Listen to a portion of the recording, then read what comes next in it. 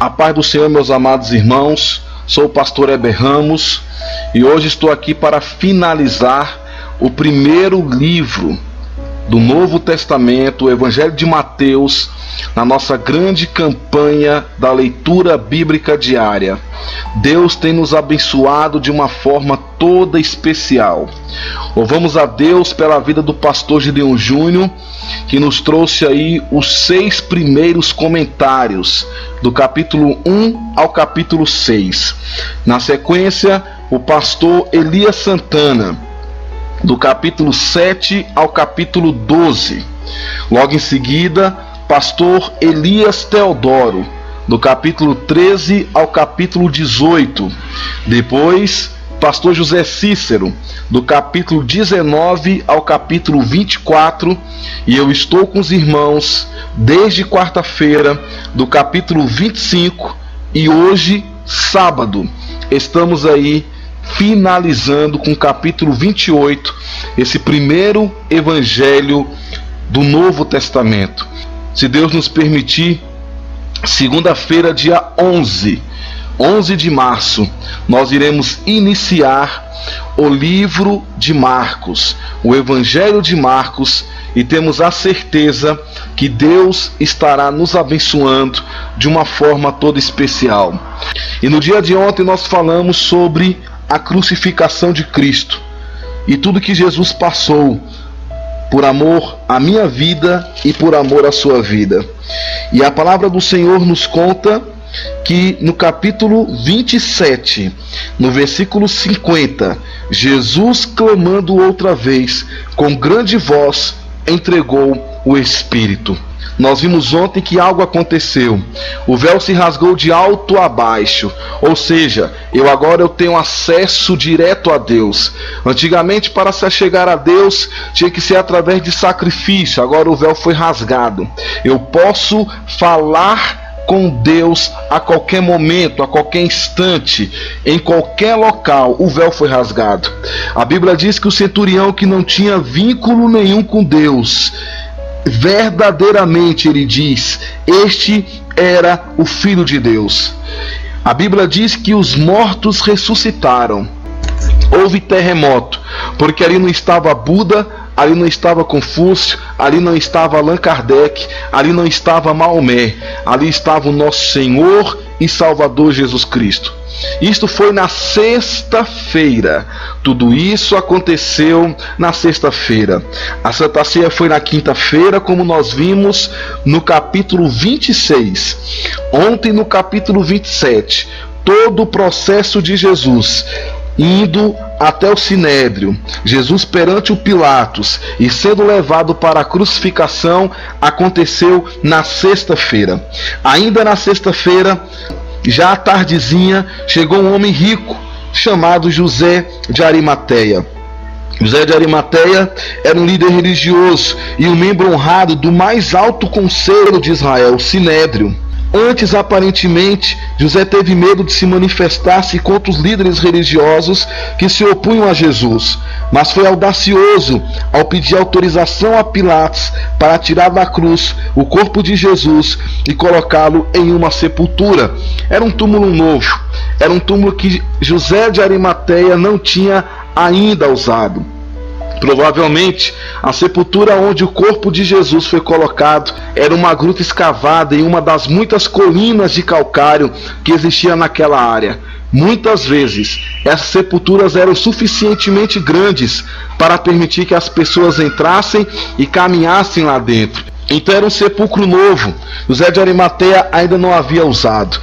Pilatos autoriza José de Arimateia e José de Arimateia leva o corpo de Jesus para ser sepultado.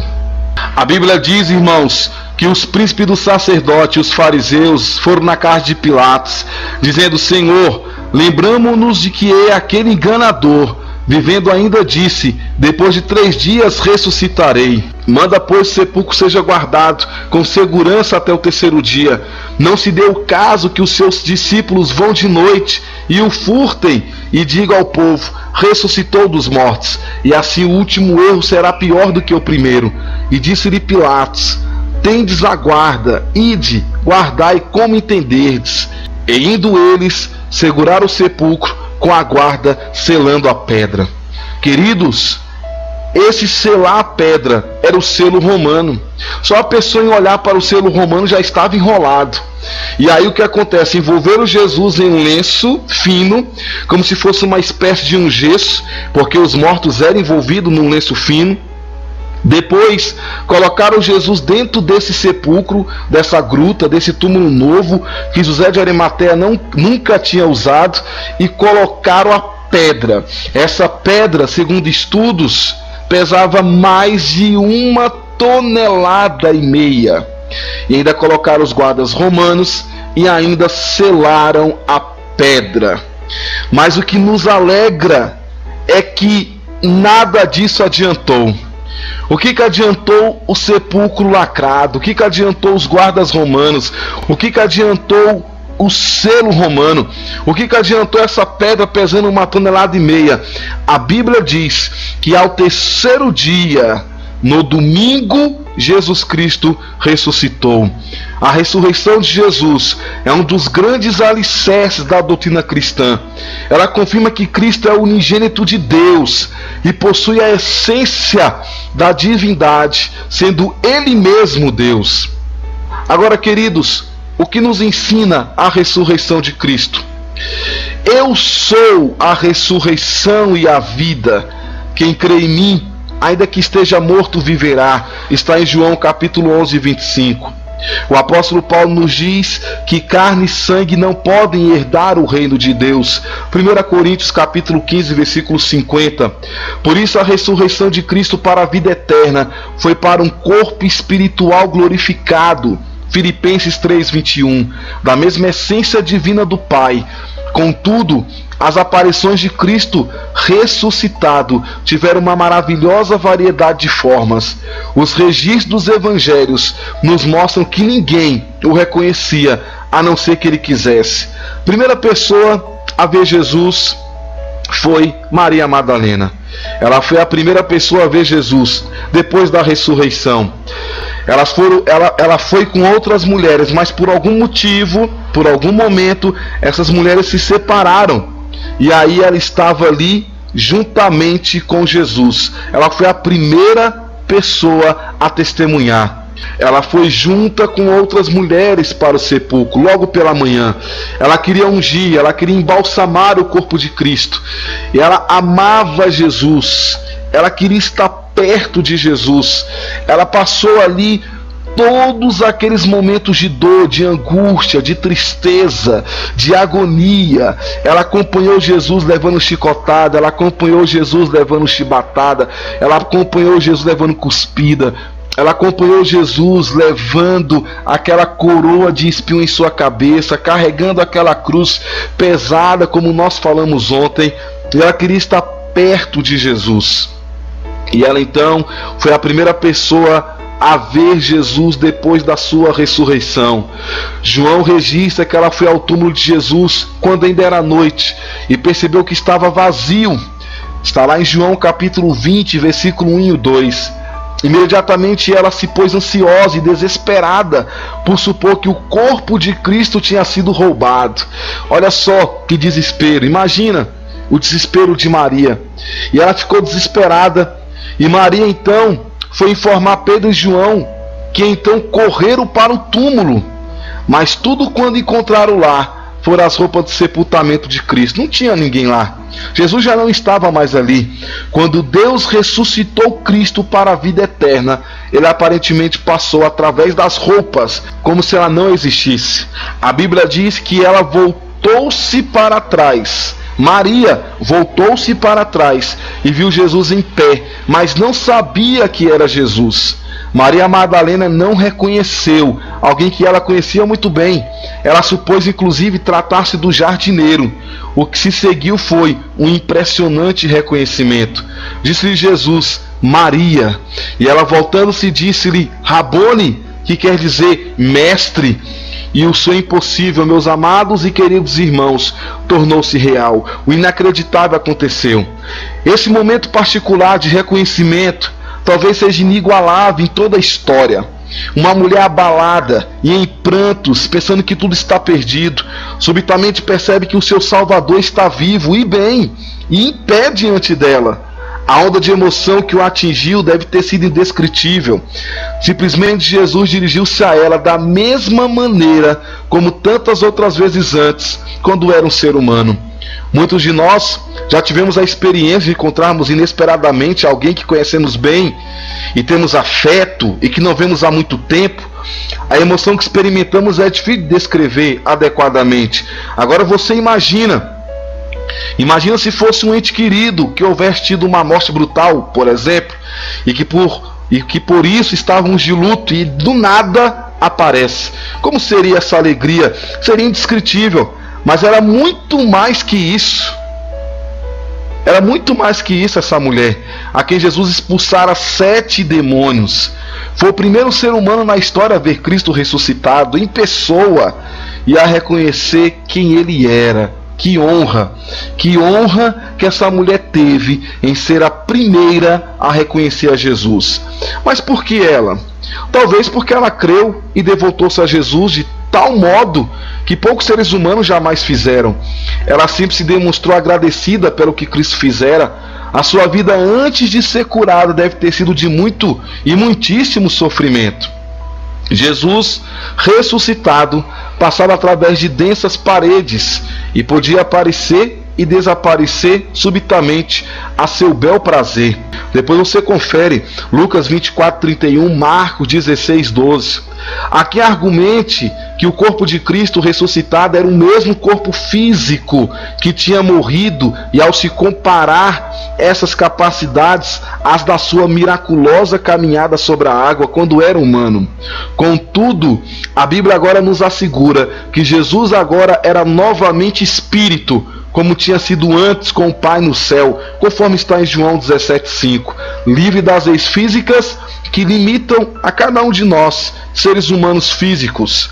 Paulo declara explicitamente que, conquanto o primeiro homem da terra é terreno, 1 Coríntios 15, 45 ao 47, o último Adão, que é Jesus, é espírito vivificante.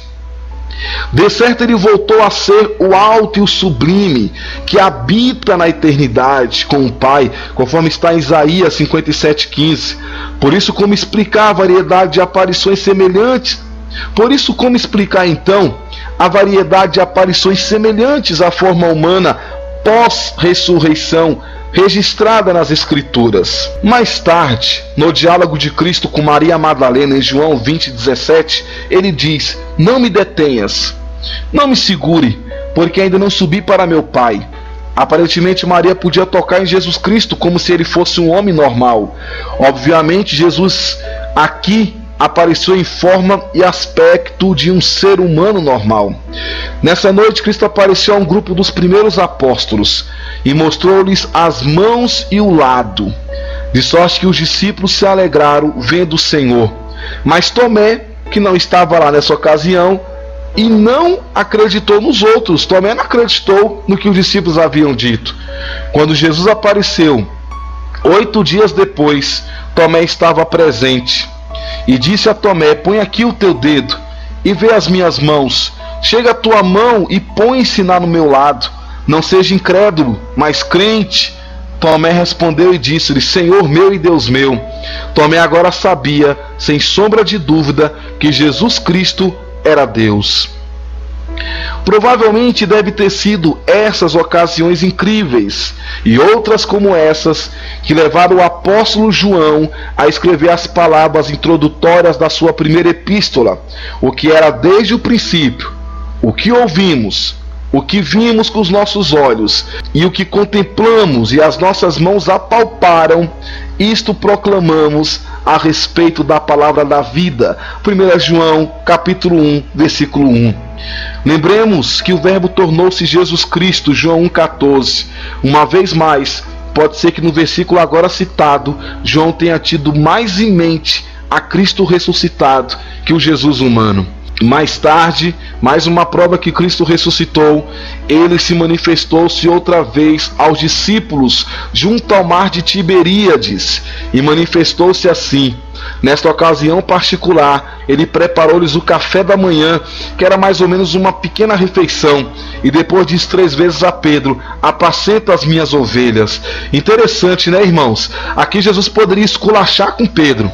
Pedro havia negado 3 vezes. Ele poderia olhar para Pedro e acabar com a vida de Pedro. Mas ele olha para Pedro e fala: Pedro, tu me amas? Pedro diz: Senhor, tu sabes que eu te amo. E o Senhor disse o que para Pedro? Apacenta as minhas ovelhas. Pela segunda vez, Jesus perguntou para Pedro: Pedro, tu me amas? E ele pela segunda vez falou: Senhor, tu sabes que eu te amo. E o Senhor, pela terceira vez, pergunta a Pedro: Pedro, tu me ama mais do que estes? E o Senhor falou: Senhor, para ti nada é encoberto, tu sabes que eu te amo. E o Senhor disse: então apacenta as minhas ovelhas. Isso para mostrar que quando nós pecamos, quando nós erramos, o nosso Deus nos perdoa e nos dá a oportunidade de continuar fazendo a sua obra e o nome do Senhor ser exaltado e glorificado. Tais passagens têm convencido a muitos que Cristo ainda tem o seu corpo físico.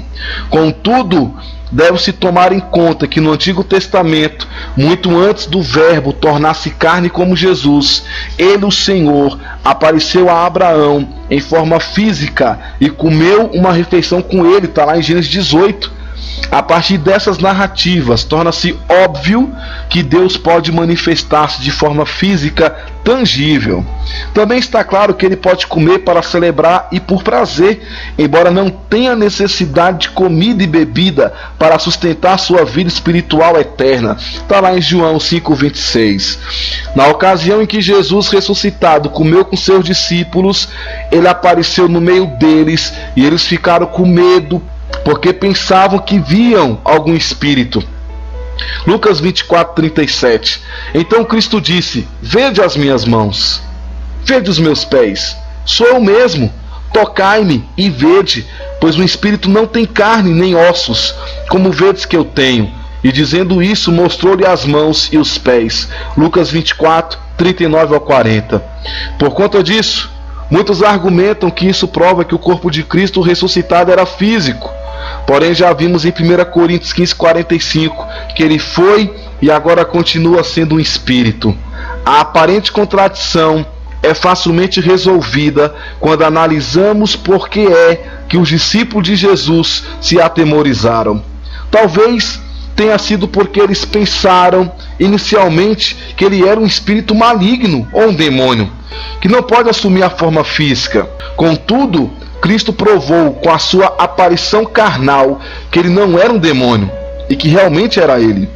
Os apóstolos seriam testemunhas da ressurreição e daria prova da missão messiânica de Jesus. Jesus certificou-se de que eles tivessem a certeza de sua ressurreição para a vida eterna e de que era verdade que ele era a mesma pessoa com quem tinha andado nos últimos 3 anos e meio.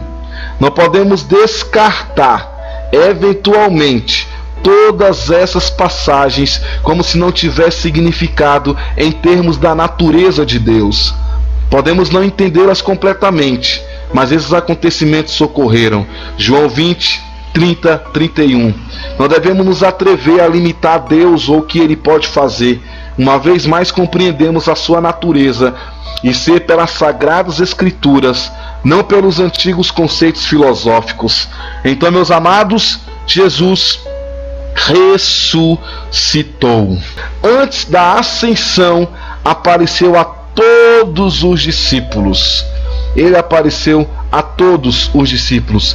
Após a consolidação da igreja, o Senhor Jesus apareceu ressuscitado por meio de visões a Estevão. Então viu Jesus ressurreto, está lá em Atos 7:55-56. Apareceu a Saulo, apareceu a João na ilha de Patmos, conforme está em Apocalipse 1:9-19. Mas o fato é que Cristo realmente ressuscitou dentre os mortos e tornou-se o primeiro entre muitos dos que já morreram. A morte veio ao mundo por meio de um só homem, e a ressurreição dos mortos também veio por meio de um só homem. Pois assim como todos morrem em Adão, assim também todos serão vivificados em Cristo, cada um, entretanto, por sua vez, Cristo primeiro, depois quando voltar, todo o seu povo viverá de novo. A ressurreição de Jesus é um fato importantíssimo para a humanidade. Após o erro de Adão e Eva no Éden, todo ser humano foi condenado à morte e ao inferno, mas a morte de Jesus Cristo na cruz do Calvário proveu a redenção para todo aquele que invocá-lo como Senhor.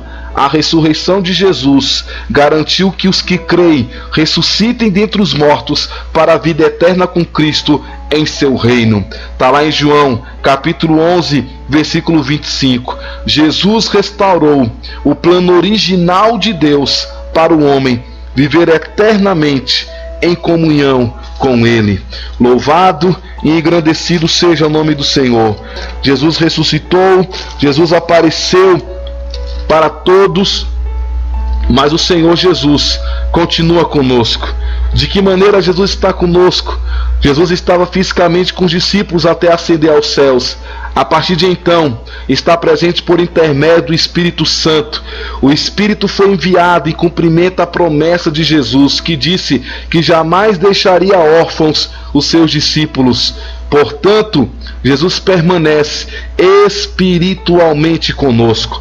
As profecias do Antigo Testamento e a genealogia no livro de Mateus demonstram as credenciais de Jesus como Rei dos Reis, não como líder político ou militar em Israel, como os discípulos inicialmente esperavam. Jesus reina espiritualmente, pode vencer todo o mal e governar o coração de cada pessoa. Se nos recusarmos a servir fielmente ao Rei, seremos súditos desleais, prontos para sermos banidos do reino eterno. Para que isso não ocorra, devemos aceitar que Jesus seja o Rei da nossa vida e adorá-lo como nosso Salvador e Senhor. Então, meus queridos, que bênção! Terminamos aqui o livro de Mateus. Foi um prazer muito grande comentar com os irmãos esses 4 últimos capítulos do Evangelho de Mateus. Continue firme nesse propósito. Segunda-feira, se Deus permitir, já iniciaremos o Evangelho de Marcos, segundo Evangelho do Novo Testamento. Forte abraço. Louvado seja Deus. Jesus Cristo ressuscitou. Ô morte, onde está a sua vitória? Cristo está vivo para todo sempre, assentado à destra do Pai. Forte abraço, fica com Deus. Amém.